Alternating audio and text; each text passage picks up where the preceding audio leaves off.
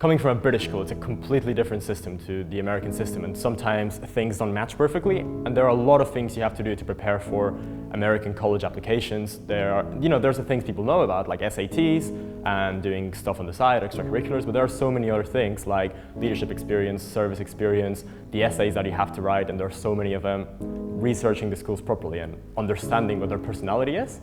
It's almost like when you're choosing the school and the school's choosing you, it's almost like two individuals trying to decide whether they like each other. Before working with Hale, I didn't know how much of a complicated and complex process it is to apply for universities, and actually how much the qualitative things matter and not just the quantitative things.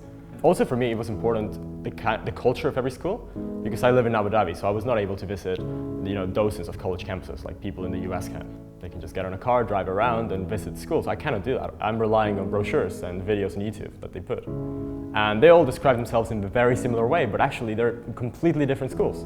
So Hale was just so useful in letting me, even after I was accepted, deciding what was going to be the best place for me, where would I fit in, where would I have the resources that I want, and where I would be surrounded by people who would make my college experience good.